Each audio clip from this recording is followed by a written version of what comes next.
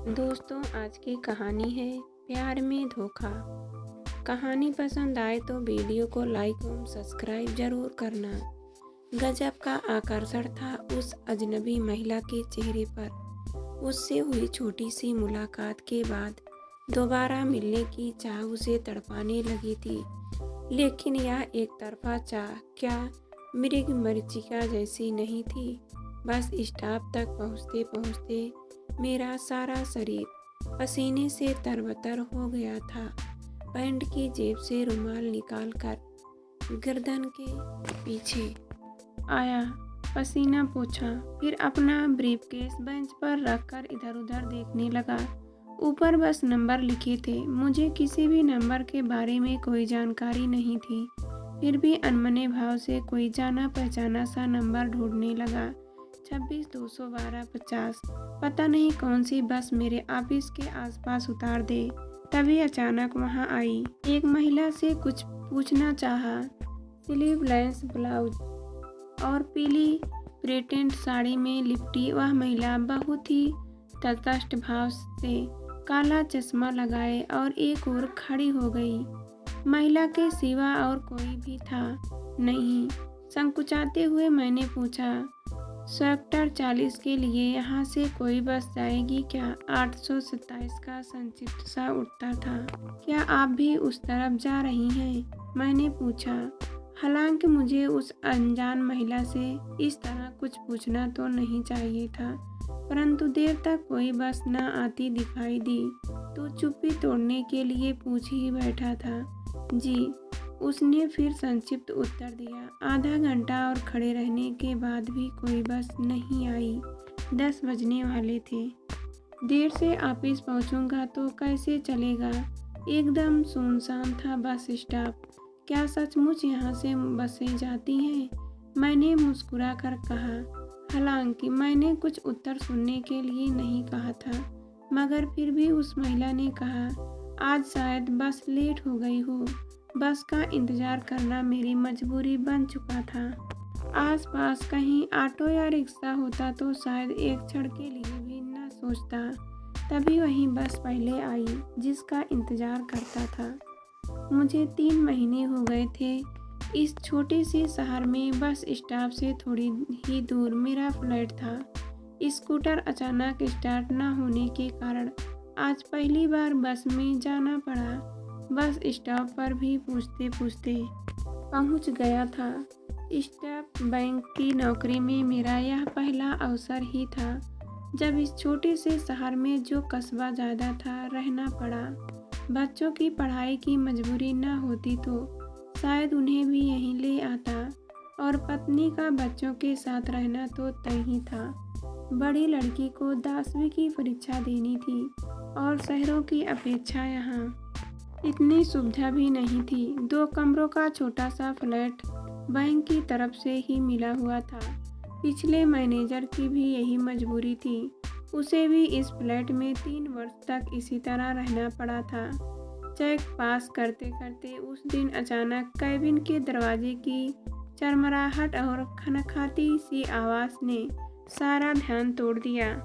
Locker के लिए मिलना चाहती हूँ, उस महिला ने कैबिन में घुसते ही कहा। मैंने सिर उठाकर देखा तो देखता ही रह गया। बहुत ही शालीनता से बैब कट बालों के पीछे करती हुई, धूप का चश्मा माथे पर अटकाते हुए उसने पूछा, जी? मैंने कहा।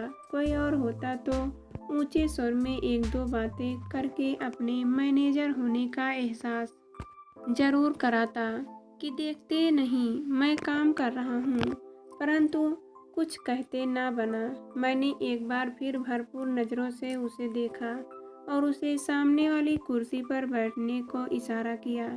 लगता है हम पहले भी मिल चुके हैं, उस महिला का स्पष्ट सा स्वर था, पर स्वर में न कोई महिला सुलभ झिझक थी, न ही घबराहट। याद आया, मैंने नाटक सा करते हुए कहा। शायद उस दिन बस स्टॉप पर वह मुस्कुरा पड़ी। मैं फिर बोला, अच्छा बताइए, मैं क्या कर सकता हूँ आपके लिए?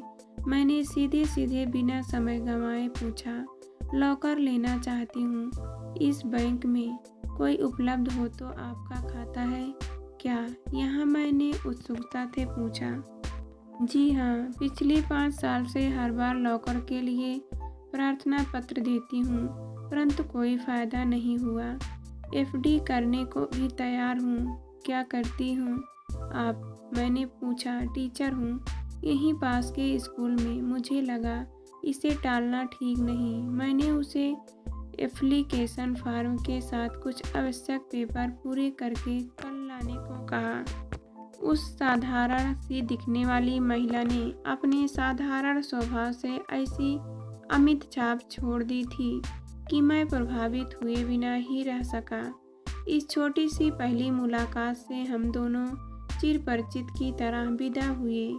कितने ही लोग आते जाते मिलते रहते थे, परंतु इस महिला के आगे सब रंग ऐसे फीके पड़ गए कि मानस पटल पर किसी भी काल्पनिक स्वप्न सुंदरी की छवि शायद धूमिल पड़ जाए।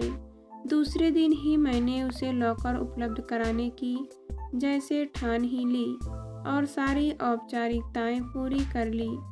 11 बजे के बाद तो लगातार टकटकी बांधे बेसब्री से निगाहें दरवाजे पर अटकी रही। 1:45 बजे उसके बैंक में आने से ही अटकी निगाहों को थोड़ी राहत मिली। चेहरे के सभी भावों को छिपाकर दूसरे कामों में अनमने भाव से लगा रहा, परंतु तिरछी निगाहें मेरी अपनी कैबिन की चरमराहट पर ही थी। नमस्ते, हर बार की तरह संक्षिप्त शब्दों में उसने मुस्कुराकर कहा और कागजात देती हुई बोली, ले लीजिए सारे पेपर्स, राशन कार्ड, फोटो और जो आपने मंगवाए थे। बैठिए प्लीज। उसके हाथ से पेपर्स लेकर मैंने पूछा, कुछ लोगी? अपना लो, थैंक यू। बच्चे स्कूल से घर आने वाले हैं। स्कूल में ही थोड़ा लेट हो गई थी। पहले सोचा कि कल आऊँगी, फिर लगा न जाने आप क्या सोचेंगे। थोड़ी बहुत खाना पूर्ति करके उसे लॉकर दिलवा दिया और अपना ताला लॉकर में लगाने को कहा। जैसा कि नियम था, मुस्कुराकर वह आभार प्रकट करती चली गई। एक सवेरे जॉगिंग करते हुए मैं पार्क में पहुंचा तो वह लंबे कदमों से चक्कर लगाने में लीन थी। मुझे देखकर एक क्षण के लिए रुकी हुई, शायद पहचानने का प्रयत्न कर रही हो, पर शुरुआत में मैंने ही की बोला, मेरा नाम जानती हो? मेरी बात काटती हुई हाथ जोड़कर बहुत ही शिष्ट व्यवहार से वह बोली, आपको भला मैं कैसे भूल सकती हूँ। 5 साल से जो नहीं हो पाया वह 2 ही दिन में आपने कर दिया। उसके पहने हुए नीले रंग के ट्रैक सूट और महंगे जूते उसकी पसंद और छब को दोगुना कर रहे थे। इस शहर में तो इन वस्तुओं का उपलब्ध होना संभव नहीं था, परंतु इन सब के बावजूद बिना किसी मेकअप के उसके चेहरे में गजब की कोशिश थी। कोई भी साहित्यकार मेरी आंखों से देखता तो शायद तारीफ में इतिहास रच डालता। यहाँ कैसे? आप कहीं पास ही में रहती हैं क्या? मैंने पूछा। जी, सामने वाली सोसाइटी में। घूमते घूमते इधर निकल आई। रविवार था, कहीं जाने की जल्दी तो थी नहीं। एक ही पार्क है यहाँ। बातों बातों में ही उसने बताया कि 2 छोटे बेटे हैं। पति आर्मी में मेजर है और दूसरी जगह पोस्टेड है। छुट्टियाँ में आते रहते हैं। समय बिताने के लिए उसने यह सब शौक रखे हैं, वरना नीरज से जीवन में क्या रखा है न जाने क्यों। पहले दिन से ही उसके प्रति आकर्षण था और उसका प्रत्येक हाव भाव मेरे दिमाग पर अजीब सी मीठी कसक छोड़ता रहा। मुझे उसके मिलने का नशा सा हो गया। रविवार का मैं बहुत ही बेसब्री से इंतजार करता रहता और वह भी पार्क में आती रही। हम दोनों पार्क के 2 चक्कर तेजी से लगाते, फिर तीसरी बार में इधर उधर की बातें करते रहते। मैं बैंक की बताता तो वह अपने स्कूल के शरारती बच्चों के बारे में। उसका इस तरह नियमित समय से आना लगभग तय था। चेहरे की मुस्कुराहट तथा भाव से उसका भी मेरे प्रति झुकना कोई असामान्य नहीं लगा। एक दिन अपना उम्र प्रमाण पत्र सत्यापित कराने बैंक में आई तो उसमें लिखी उम्र देखकर मैं हैरान रह गया। 1964 का जन्म है आपका, लगता नहीं कि आप 38 की होंगी। मैंने कहा तो वह मुस्कुरा कर रह गई। क्यों? वह संकुचाती सी बोली। क्या लगता था आपको? शायद हर नारी की तरह वह भी 20-22 ही सुनना चाहती हो। मैं बोला, कुछ भी लगता हो, परंतु आप 38 की नहीं लगती। उसके चेहरे की लालिमा मुझसे छिपी नहीं रही। इस लालिमा को देखने के लिए ही तो मैं ललायित था। शायद इसीलिए ही लड़कियां अपनी उम्र बताना पसंद नहीं करती। मैं बोला, महिला के स्थान पर लड़की शब्द का प्रयोग पता नहीं मैं किस बहाव में कर गया, परंतु उसे अच्छा ही नहीं लगा होगा। मैंने फिर दोहराया, परंतु कुछ भी कहिए मिसेस शर्मा, आप 38 की लगती नहीं हैं। मेरे द्वारा चुटकी लेते हुए कही गई इस बात से उसके सुर्ख चेहरे पर गहराती लालिमा देखते ही बनती थी। आप मर्दों को तो छेड़ने का बहाना चाहिए, उसने सहज लेते हुए दार्शनिक अंदाज में मुस्कुराते हुए कहा। मुझे लगा वह बुरा मान गई है, इसलिए मैंने कहा, माफ़ी चाहता हूँ यदि अनजाने में कहीं यह बात आपको अच्छी न लगी हो। नहीं, मुझे कुछ भी बुरा नहीं लगा।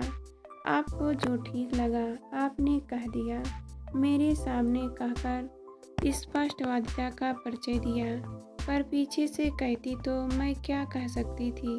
वह बोली, इतनी गंभीर बात को सहज ढंग से निपटाना सचमुच प्रशंसनीय था। यह सिलसिला जो पार्क से प्रारंभ हुआ था, पार्क में ही समाप्त होता नजर आने लगा, क्योंकि यह क्रम उस दिन के बाद आगे नहीं चल सका। मुझे लगा वह मेरी उस बात का बुरा मान गई होगी। अब हर सवेरे मैं उस पार्क में जाकर एक चक्कर लगाता, 1-2 एक्सरसाइज करता और देर तक इधर उधर शरीर हिलाकर व्यायाम का नाटक करता। बैंक में कैबिन के बाहरी गतिविधियों पर पैनी नजरें गड़ाए रहता, परंतु उससे फिर पूरे 2 सप्ताह न बैंक में मुलाकात हो सकी न पार्क में। शाम होती तो सुबह का इंतजार रहता और सैर के बाद तो बैंक में आने का इंतजार।